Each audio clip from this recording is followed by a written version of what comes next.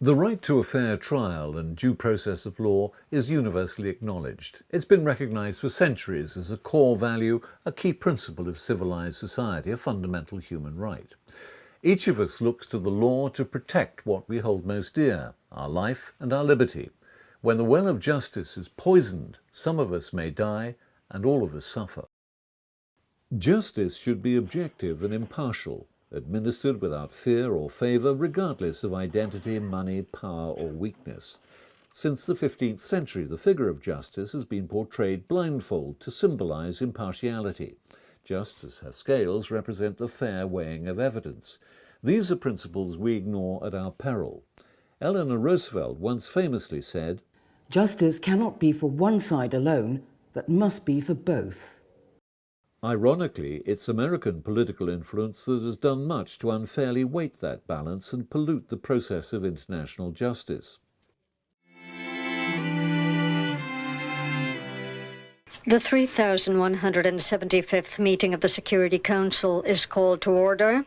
In 1993, the UN Security Council, urged on by the United States and its NATO allies, established the International Criminal Court for the former Yugoslavia, the ICTY. The rationale was that state sovereignty provided a cover for dictators to wield unfettered power. Therefore, a supranational body was needed, with powers to step in, take control and restore order. The argument may be seductive, but it's specious, because it may simply allow the international community, or even a superpower, to impose its will instead. If that were the case, then who on earth could constrain a global force like the UN?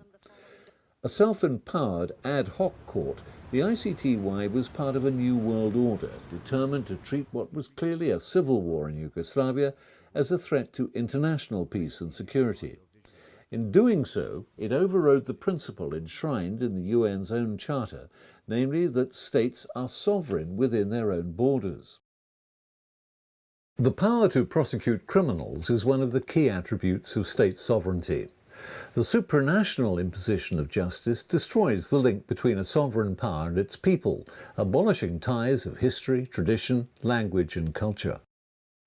The judges at the Nuremberg War Crimes Tribunal in 1945 were careful to explain that their right to judge the Nazis only flowed from the unconditional surrender of the Germans, which meant there was literally no German government in Germany.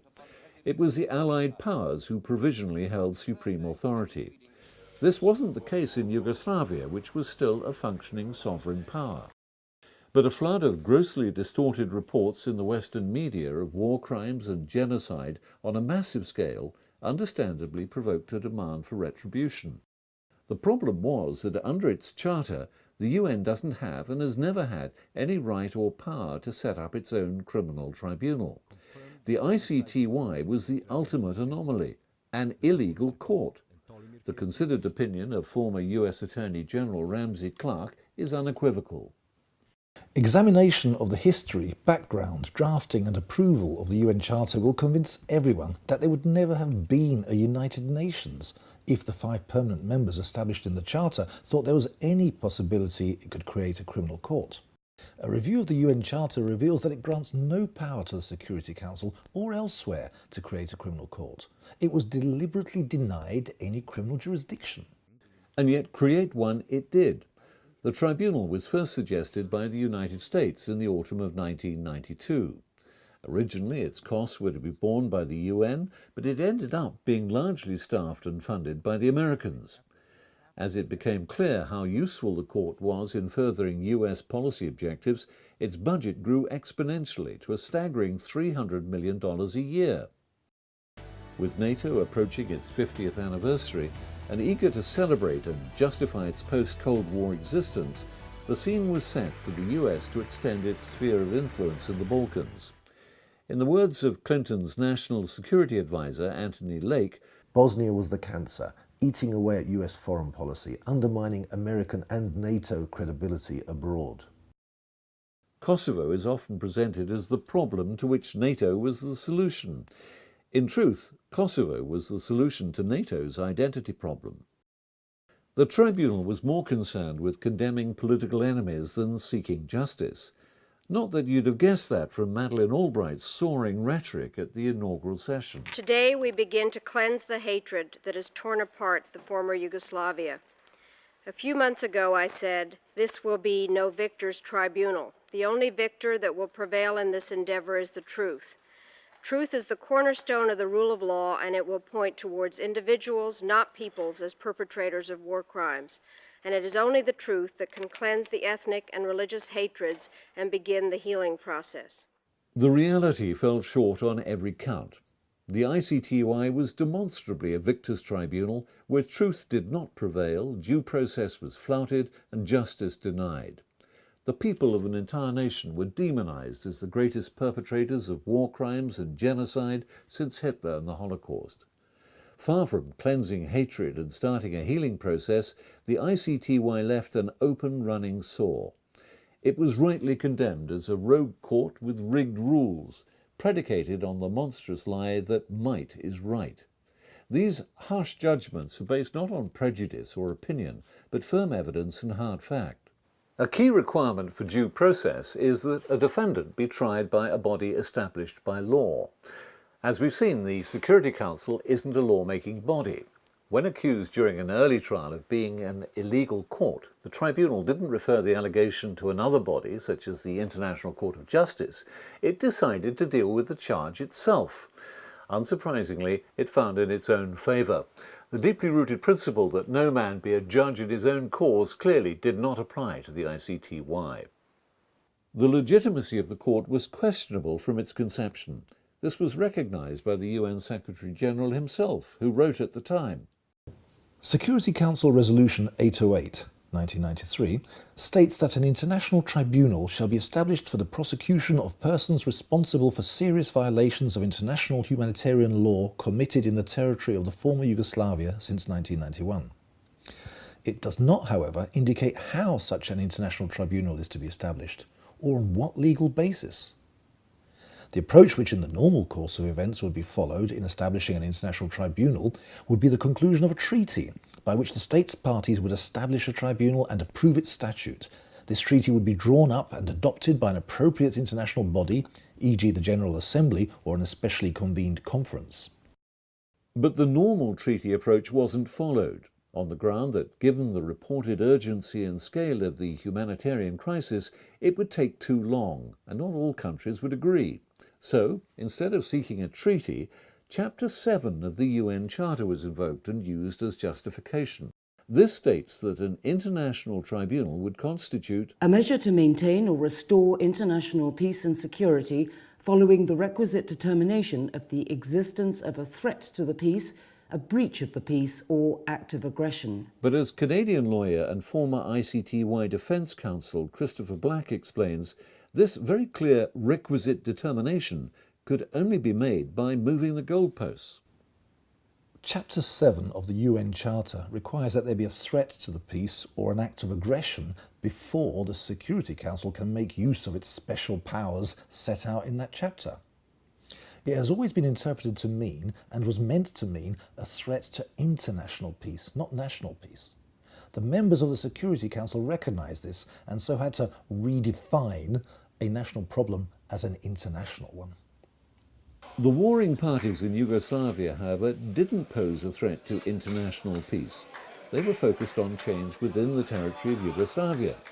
In reality, it was the international community that was focused on intervention in Yugoslavia for their own political ends.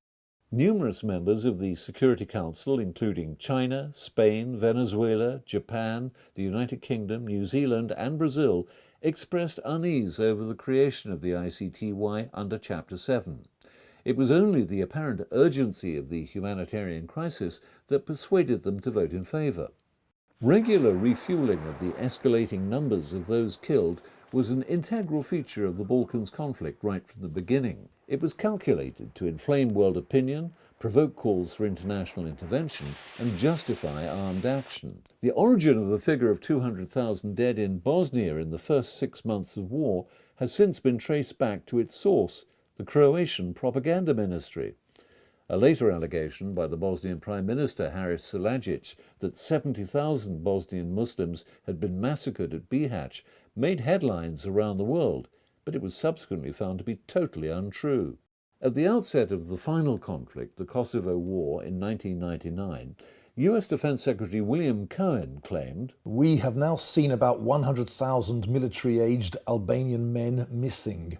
They may have been murdered." David Sheffer, the US ambassador at large for war crimes, put the potential number even higher, citing 225,000 ethnic Albanian men aged 14 to 59.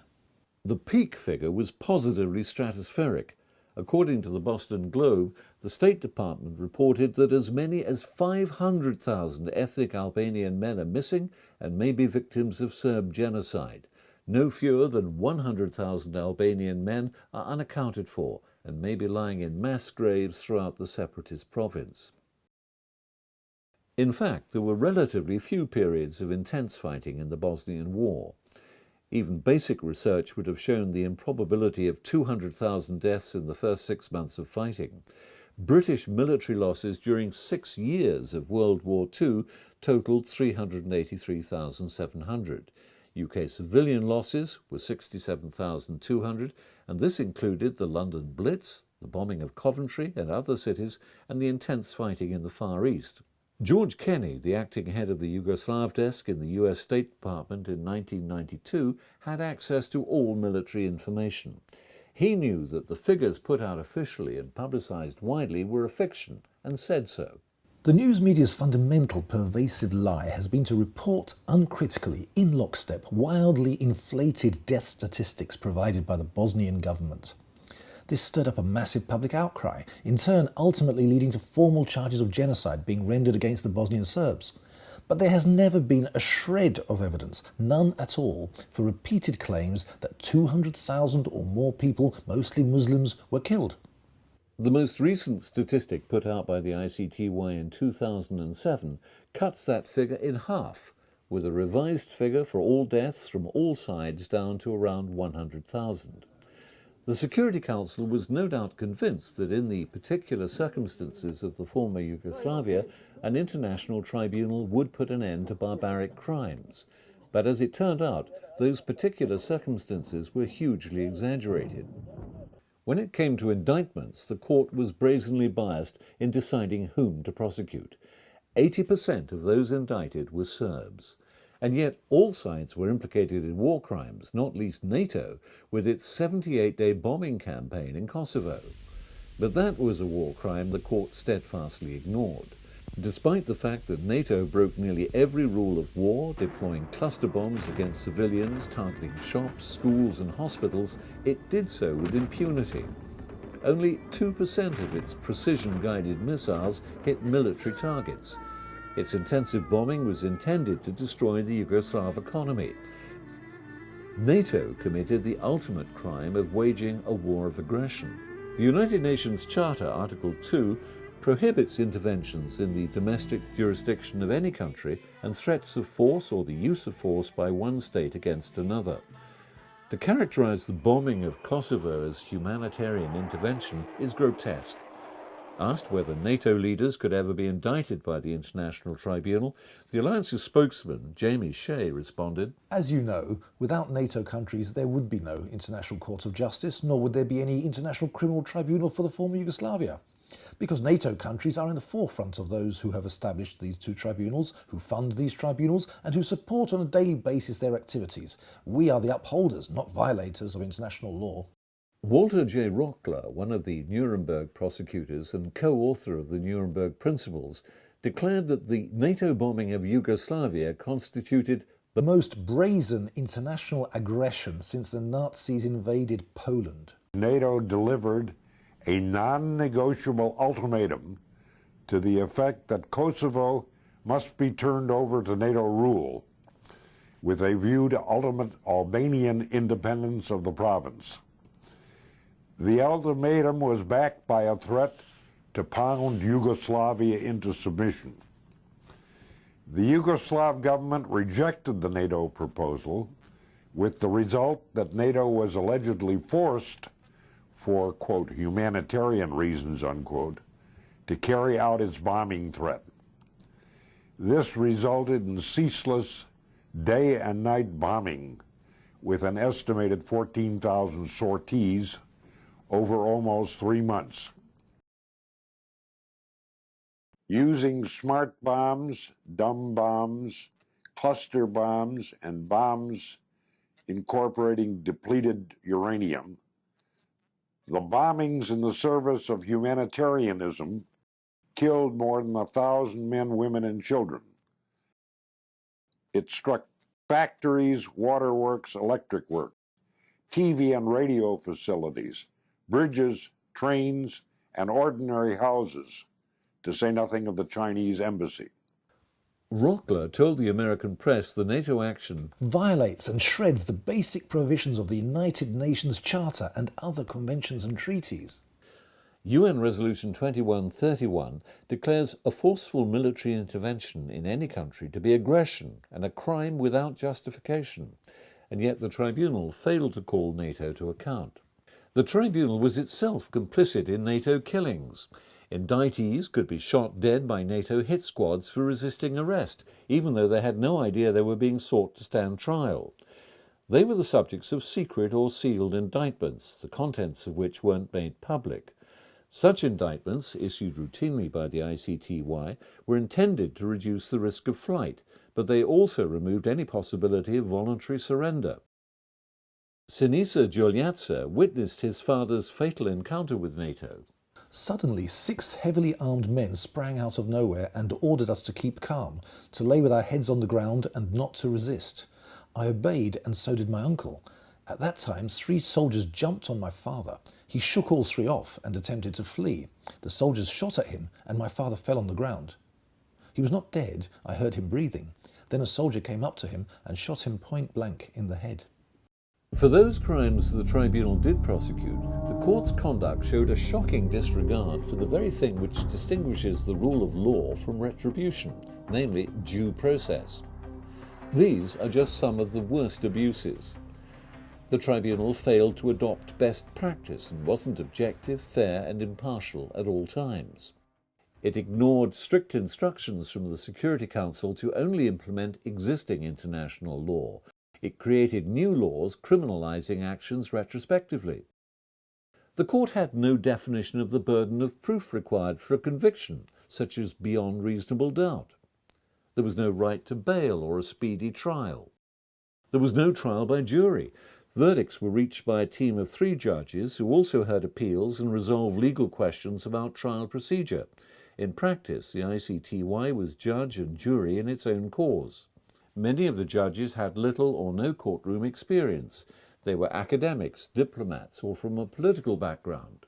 The tribunal created a new hybrid of the adversarial and inquisitorial legal systems, which greatly reduced the basic rights of defendants.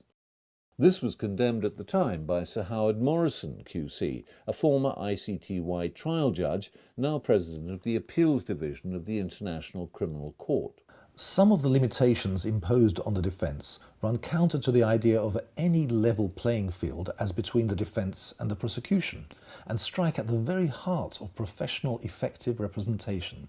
The defence were regularly denied full access to all the evidence. This meant they were unable to call their own expert witnesses to test and challenge the prosecution case and freely cross-examine key witnesses. Defendants were often ignorant of the charges and testimony against them. Some were tried in absentia. It was decided that in cases of rape or sex crimes, no corroboration of the victim's testimony would be required. Defendants were exposed to double jeopardy. The court scrapped the long-held principle that no one may be tried twice for the same crime. Article 25 of the Tribunal Statute gives the prosecutor the right to appeal an acquittal and obtain a conviction. Hearsay evidence and secret testimony were admitted, sometimes from witnesses who were dead. Best legal practice would never have allowed this. In English law, and again, I don't know other legal systems very well, but I expect the same principles exist elsewhere, certainly they should. You cannot, in a criminal trial, say that, as if you're a witness for the prosecution, that you heard someone say that so-and-so did something. That is hearsay evidence. That's simply not admissible. If you say it, the judge will stop you or the defence will say this is not admissible. You're simply not allowed to say it because it is irrelevant. It cannot. It's irrelevant. Why? Because it cannot be tested in court. If a witness says he heard his friend say so and so did it, that is totally useless to the court, because the court cannot bring, or has not brought, the person who is alleged to have this knowledge. A trial is like a scientific experiment. It has to be conducted in controlled circumstances. All external influences must be removed from the laboratory when the experiment is conducted. Otherwise, the experiment will not be valid. The same is true of a criminal trial. Hearsay evidence is an example of one of these external influences that has to be excluded if the scientific nature of a trial is to be preserved, because a trial is a laboratory in which testimony is tested as much as is possible. And yet, academic studies reveal a huge reliance on hearsay evidence. In the Milosevic trial, 90% of the evidence was from hearsay sources. Sininian Stephen, an ICTY judge for 4 years, was deeply critical of the tribunal's use of anonymous or protected witnesses. The right to a fair administration of justice holds so prominent a place in democratic society that it cannot be sacrificed to expediency. If the defence is unaware of the identity of the person it seeks to question, it may be deprived of the very particulars enabling it to demonstrate that he or she is prejudiced, hostile, or unreliable. The dangers inherent in such a situation are obvious. The conduct of the court was often hostile towards defendants. Slobodan Milosevic was interrupted by Judge Sir Richard May no less than 70 times during a highly effective cross-examination, and often had his microphone cut off. The court machinery for investigation and evidence gathering had an inbuilt bias. The tribunal allowed its driving force to be the United States, which had armed and aided the Croatian and Bosnian Muslims from 1992 onwards. Former ICTY President Gabriel Kirk MacDonald told the US Supreme Court in 1999 that Madeleine Albright, the permanent representative to the UN, worked with unceasing resolve to establish the tribunal. Indeed, we often refer to her as the mother of the tribunal. Prosecution witnesses frequently complained that their official written statements didn't accurately reflect what they told investigators. Slobodan Milosevic, cross-examining witness Nikola Samjic about his statement, was told, I did not say that, whatever is written there. I did not put it that way. I am presenting here before the tribunal matters as I recall them. Now, if this were put into my mouth, I don't think that is in order. The most notorious example of fabricated evidence was exposed in the very first trial conducted by the ICTY, that of the Serb commander Duško Tadić. The star prosecution witness, known only as Witness L, was about 20 years old, and he'd already been sentenced himself to 10 years for crimes of genocide and rape committed when he was a guard at the Ternopili detention camp. He testified that he'd served under Tadić and saw him commit similar crimes. But on questioning, Witness L admitted he'd given false testimony. He said he'd neither written nor read his statement and only signed it after death threats from the Bosniak intelligence agency, which was desperate to convict the Serb defendant. Witness L said the Bosniaks beat him, coached him on what to say, and even took him to the scene of the alleged crimes so that he could describe them. All of it was a lie, he said, prearranged by the Federation and the tribunal investigators. If the court was having trouble finding evidence to support indictments already issued, it would simply rewrite the indictments to make the task easier. If it wanted to do something not allowed under its statute, it routinely amended its statute to provide the powers it needed. In 1993, the American Bar Association expressed no fewer than 150 general and specific concerns about the ICTY statute. They included the use of secret testimony and hearsay evidence, limitations on the rights of the accused to confront accusers, and the provision to allow appeals by prosecutors. The International Commission on Missing Persons, the agency set up to conduct exhumations and DNA identification, was established at the behest of the US President Bill Clinton. Its chairmen were exclusively American. More than 90% of the staff were Bosnian Muslims. Its most crucial forensic and DNA evidence was never made available to the court far less the defendants and the defense teams. It was merely reported to the court and written into the record as established fact. It's clear from information now in the public domain that none of this apparent evidence would have survived the rigorous scrutiny of a proper trial. DNA is unquestionably useful in establishing the identity of missing persons, but quite useless as an evidentiary tool in determining genocide. This is because even a perfect match can't determine when, how, or why someone died. This was confirmed by the ICMP's Director of Forensic Sciences, Thomas Parsons, under cross-examination by the Bosnian Serb president, Radovan Karadzic.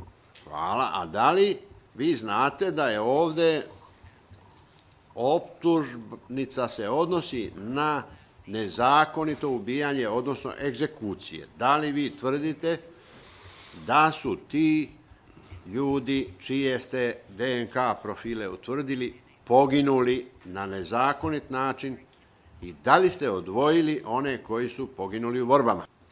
The ICMP does not concern itself with the legal question of how these people were killed, or particularly with whether their deaths were lawful or not. I'm reporting on the identifications that have been made with regard to mortal remains recovered from these graves. Now, the ICMP has performed a great deal of work with regard to excavations of these sites and the evidence that was recovered there, and much of which has been covered in previous trials, and as I understand it, roughly also with regard to this. There's a lot of evidence that goes to whether or not, to the circumstances under which these people lost their lives. But of course, the DNA matches themselves don't indicate that. When the Karadzic defense team pressed to see the primary DNA evidence, the ICMP agreed to provide it for 300 cases. The defense requested DNA for 5 specific cases selected by Dr. Karadzic, and a further 295 cases which they chose as a perfect random sample. But at that point, the ICMP said they couldn't do this because some of the relatives who'd given their DNA wouldn't agree for it to be handed over. Eventually, DNA printouts were provided for the 5 cases chosen by Karadzic, but the other 295 cases were selected by the ICMP. The defense team saw no point in reviewing this information, because what was provided wasn't primary DNA evidence, it wasn't a random sample because the ICMP had made the final selection, and it provided no basis for any meaningful conclusions. Nevertheless, despite this fundamental denial of the defendant's right to see all the evidence against him, not just a tiny percentage, Catherine Bomberger, the Director General of the ICMP, sought to present this as evidence of the court's even-handedness. Da vidimo taj materijal, da vidimo DNK. The work that we did with Mr. Karadzic, who was mounting his own defense, where he wanted all the genetic reference samples related to Srebrenica, which were huge. I think the trial chamber in that case ruled that we could work with Mr. Karadzic, that he could select 300 cases himself randomly, which he did. And we went back to 1,500 families of the missing, because remember we had to have 3 reference samples per missing person to see if they would be willing to provide their genetic information to the alleged perpetrator. So we were able to do that. We met the needs of the defense in these cases, and in each one of these cases there was irrefutable evidence regarding the identity of this person. Professor Oliver Stojkovic, the independent DNA expert appointed by the court to the Karadzic defense team, has confirmed that none of the sample material handed over to him was of any probative value. He was unable to conduct any tests because there was no physical evidence such as blood or bone to examine, merely DNA profiles on paper, essentially printouts confirming what had already been reported to the court with no explanation of how the results were achieved. Without full access to all the original tissue samples for independent testing and analysis, there was literally no way the ICMP findings could be either challenged or verified. At present, one can't claim with certainty that the ICMP is lying about the DNA identification of Srebrenica massacre victims, but nor can anyone claim with certainty that they're telling the truth. Only the ICMP has the power to end that uncertainty, and yet persistently refuses to do so. This can only heighten suspicion that there is something to hide. The shocking fact remains that the court admitted as core evidential material findings that were totally unsupported by any solid physical evidence, and yet despite that went on to convict defendants. 21 years on, it is still the case that the DNA used to identify a claimed 6,800 bodies has never been properly shared with anyone, not even the DNA community. Given that DNA methodologies are highly complex with huge operational problems such as contamination, there is effectively no hard evidence of any kind to support the identifications made by the ICMP or the many genocide verdicts handed down by the ICTY. It follows that none of these verdicts is safe. The evidence of genocide is as non-existent as the evidence for Iraq's weapons of mass destruction. The ICTY's struggle for evidence to support its indictments and the need to speed up the glacial trial process led to a rapid increase in plea bargaining.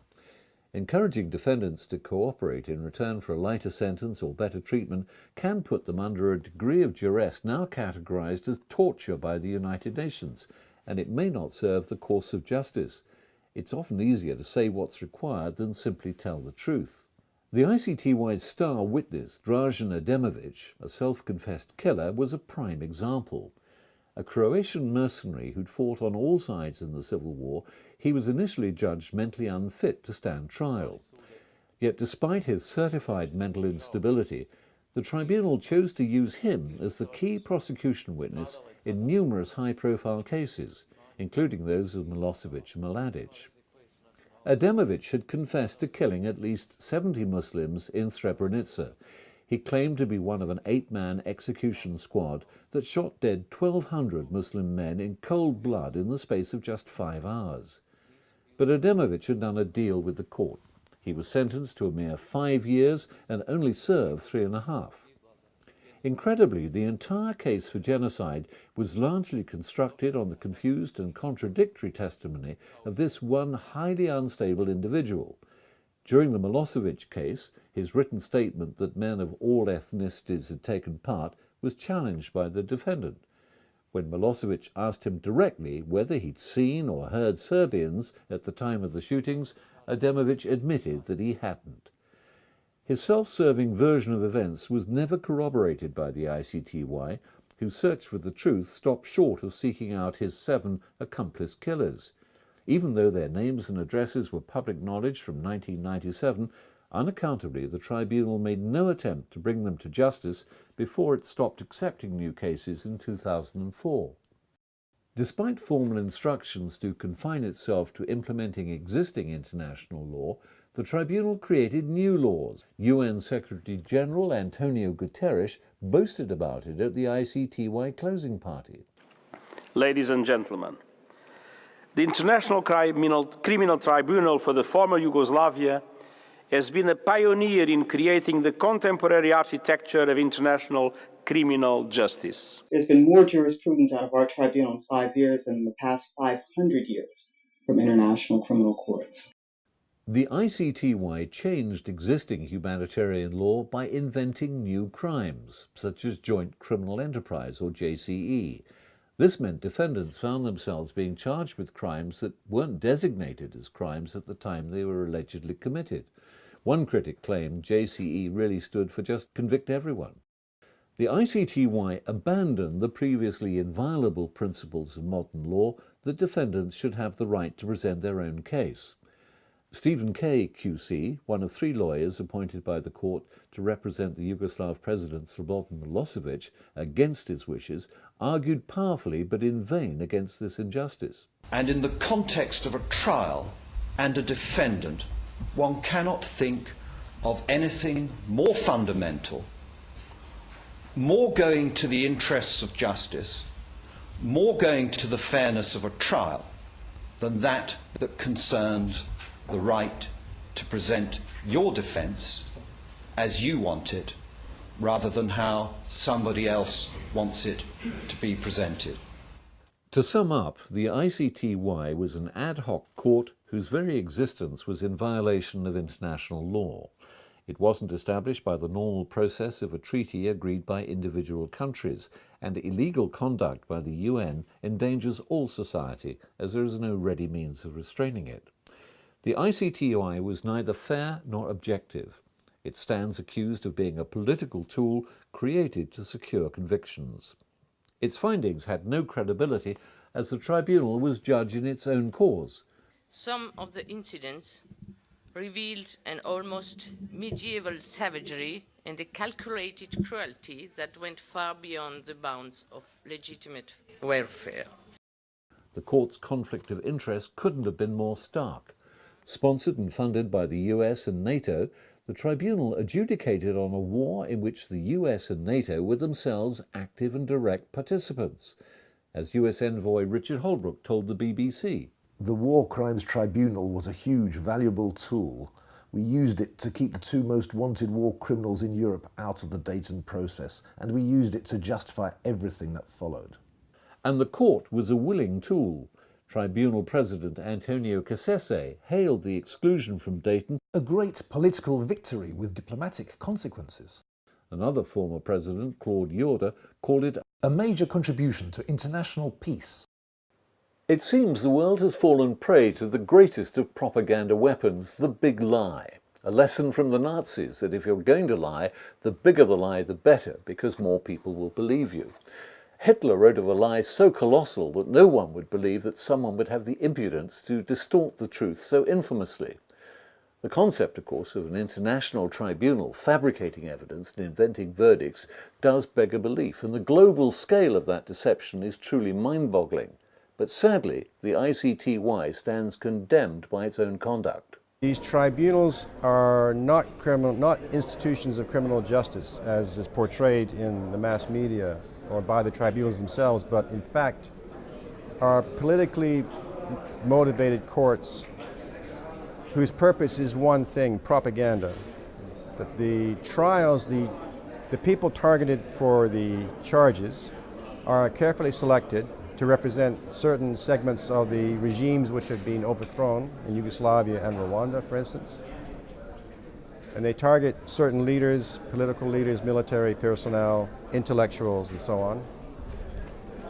And in my experience, from all the trials I've been involved with and have knowledge of, all the charges are politically motivated.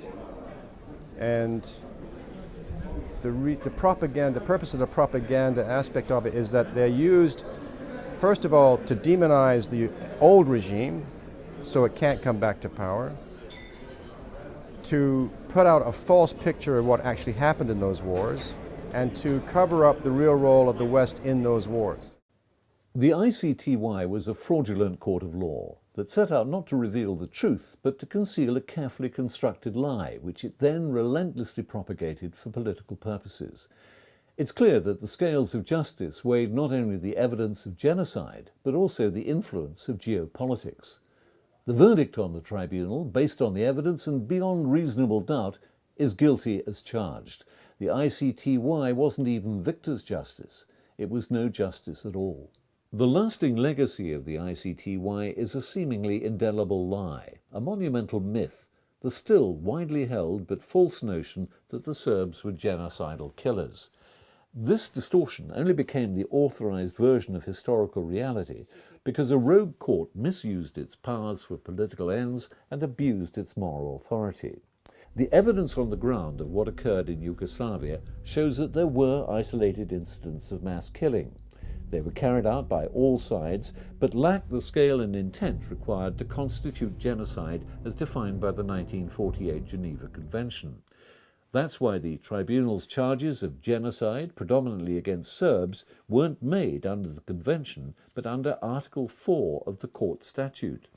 This adopted the same text and definition of genocide, but ignored its original context, thus enabling the court to interpret the law rather than just apply it.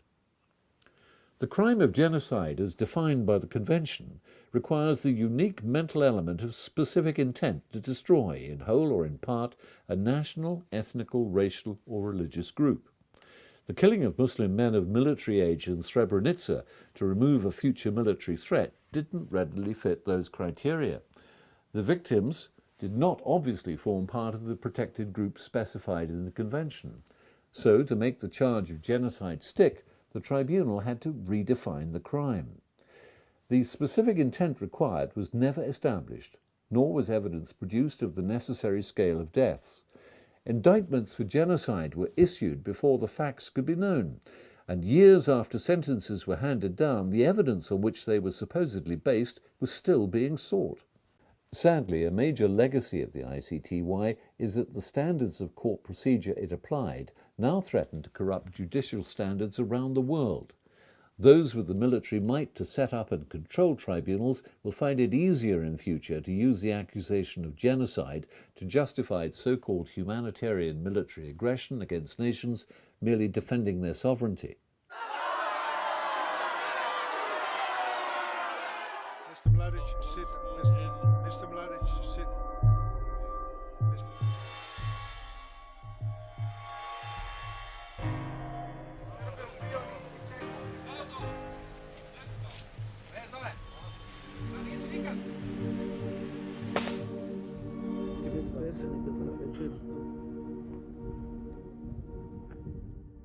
The ICTY's contravention of UN core values and its contempt for established legal principles betrayed the best standards of civilization and the trust of the world. On the face of it, no cause could have been more noble than the ICTY's mission to end impunity for the perpetrators of genocide, however powerful they may be. The humanitarian appeal was overwhelming, but there is no better cover for base ambition than a noble cause. It gave the United States the perfect pretext for international intervention with the full blessing of the UN. Today we focused on the situation in Kosovo. Progress at the Rambouillet talks is slow, far too slow. It is clear that if extremists on either side succeed in blocking a settlement, the result will be more death and destruction for the innocent people of Kosovo. But demonizing the Serbs was always the main objective. This CIA memo on the former Yugoslavia, dated 1993, clearly states the US policy option to establish a war crimes tribunal to publicize Serbian atrocities, and openly admits that treating Bosnian transgressions would be regarded as tilting in Belgrade's favor. Throughout its existence, the tribunal was manipulated by the US. It protected American interests, promoted American aims, and projected American power while enabling the US to pose as guardians of international law and order. I'm still overwhelmed by the horror of this, and that it's possible for people to behave this way towards fellow human beings.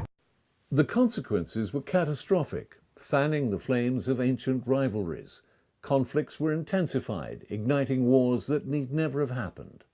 The fighting in Bosnia and Croatia that could have ended in 1992 dragged on for a further 3 years. There was a war in Kosovo that could have been completely avoided, and all in the name of humanitarianism.